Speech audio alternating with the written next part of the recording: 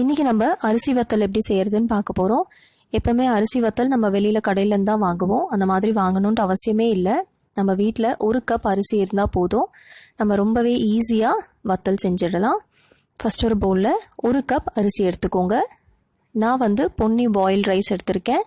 உங்ககிட்ட boil rice இல்லைன்னா நீங்கள் ரா ரைஸும் எடுத்துக்கலாம், பச்சரிசியும் எடுத்துக்கலாம், உங்கள் இஷ்டம் அது. இப்போ இதில் தண்ணி சேர்த்துட்டு நல்லா வாஷ் பண்ணிக்கோங்க. ஒரு 2-3 டைம்ஸ் நல்லா வாஷ் பண்ணிக்கோங்க. வாஷ் பண்ண பிறகு ஒரு 6 to 8 ஹவர்ஸ்க்கு நல்லா ஊற வச்சுக்கோங்க.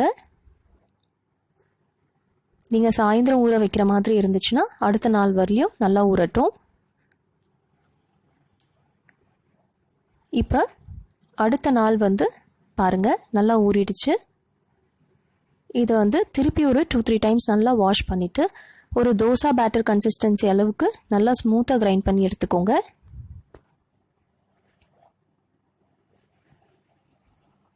நல்லா ஸ்மூத்தாக கிரைண்ட் பண்ணியாச்சு. ரொம்ப திக்காகவும் இருக்கக்கூடாது, ரொம்ப தின்னாகவும் இருக்கக்கூடாது இதோட கன்சிஸ்டன்சி. இப்போ இதில் ஒரு 1/2 டீஸ்பூன் அளவுக்கு ஜீரா சேர்த்துக்கோங்க. உங்களுக்கு ஜீராவோட டேஸ்ட் பிடிக்காதுன்னா நீங்கள் அதுக்கு பதிலாக கருப்பெல்லு கூட எடுத்துக்கலாம். உப்பு தேவையான அளவு சேர்த்துக்கோங்க.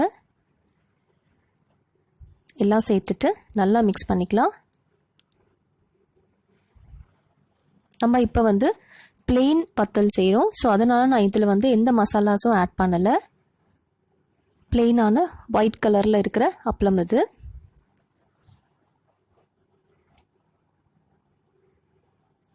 நம்ம 1 கப் அரிசி எடுத்தோம்ல, அந்த 1 கப் அரிசியில் ஒரு 50க்கு மேலே வத்தல் செய்யலாம். இப்போ இதை நம்ம ஸ்டீம் பண்ண போகிறோம். ஸ்டீம் பண்ணுறதுக்காக இந்த மாதிரி மூடிலாம் எடுத்துக்கோங்க. இது ஆக்சுவலி என்னோட டீ, காஃபி, அதுக்கப்புறம் சுகரோட கண்டெய்னர் இருக்குல்ல, அதோட மூடி. நீங்கள் எடுக்கிற மூடி எல்லாமே ஒரே மாதிரி ஒரே சைஸில் இருக்கணும்.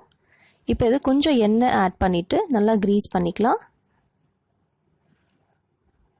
நம்ம வத்தல் எடுக்கிறப்ப ஒட்டாமல் வரணும், அதுக்காக தான் நம்ம க்ரீஸ் பண்ணுறோம்.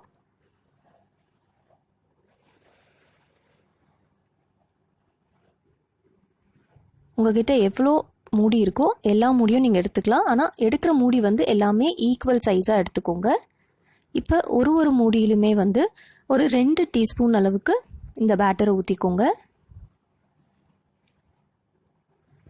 நிறையவும் பேட்டர் ஊற்றக்கூடாது. நம்ம அப்பளம் தின்னாக வேணும். ஸோ கொஞ்சமாக தான் பேட்டர் ஆட் பண்ணிக்கணும். ரொம்ப திக்காக ஊற்றுனீங்கன்னா சீக்கிரமாக காயாது. இன்னொன்று அப்பளம் ஃப்ரை ஆகிறது கொஞ்சம் டைம் எடுக்கும். ஸோ எவ்வளோ தின்னாக உங்களுக்கு ஊற்ற முடியுமோ அவ்வளோ தின்னாக ஊற்றி இந்த மாதிரி ஸ்ப்ரெட் பண்ணி வச்சுக்கோங்க. இப்போ இதை நம்ம ஸ்டீம் பண்ண போகிறோம். இட்லி பாத்திரத்தில் கொஞ்சம் தண்ணி எடுத்துக்கோங்க. அதுக்கு மேலே ஒரு இட்லி பிளேட் வச்சுக்கோங்க. அதுக்கு மேலே நம்மளோட இந்த மூடியெல்லாம் எடுத்து வச்சிடலாம்.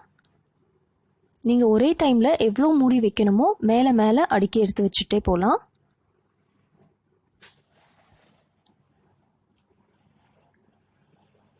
இப்போ அதை கவர் பண்ணிவிட்டு ஒரு 40 செகண்ட்ஸ்க்கு ஸ்டீம் பண்ணால் போதும். 40 செகண்ட்ஸ்க்கு மேலே ஸ்டீம் பண்ண வேண்டாம். 40 செகண்ட்ஸ்க்கு ஸ்டீம் பண்ணிவிட்டு லிட்டை ஓப்பன் பண்ணி பாருங்கள், நல்லா ஸ்டீம் ஆகிடும். நீங்கள் இதே மாதிரி எல்லா பேட்டரியும் இந்த மாதிரி அப்பளம் செஞ்சு வச்சிடலாம். 50க்கு மேலே அப்பளம் வரும். இதை இந்த மாதிரி ஒரு நைஃப் யூஸ் பண்ணி இந்த மாதிரி கொஞ்சம் லூஸ் பண்ணிக்கோங்க. லூஸ் பண்ணிவிட்டு அதை எடுத்திங்கன்னா ஈஸியாக வந்துடும். ஏன்னா நம்ம இந்த லிட்டை க்ரீஸ் பண்ணி வச்சனால ரொம்ப ஈஸியாக அப்பளத்தை வெளியில் எடுத்துடலாம். கண்டிப்பாக பிஞ்சு போகாது. எவ்வளோ டிரான்ஸ்பரண்ட்டாக இருக்குது பாருங்கள். நம்ம ரொம்ப கம்மி மாவு ஆட் பண்ணனால ரொம்ப தின்னான அப்பளம் வரும். நான் இதே மாதிரி எல்லா அப்பளமும் செஞ்சு வச்சுருக்கேன். எனக்கு 55 அப்பளம் வந்துச்சு 1 கப் ரைஸில். இப்போ ஒரு 5 ஹவர்ஸ் மாத்திரம் நான் ஃபேனுக்கு அடியில் மாத்திரம்தான் காய வச்சேன், வெயிலில் காய வைக்கல. 5 ஹவர்ஸில் எனக்கு நல்லா காஞ்சிடுச்சு. இப்போ இதுலேருந்து ஒரு அப்பளம் எடுத்து நான் ஃப்ரை பண்ணி காமிக்கிறேன் பாருங்கள்.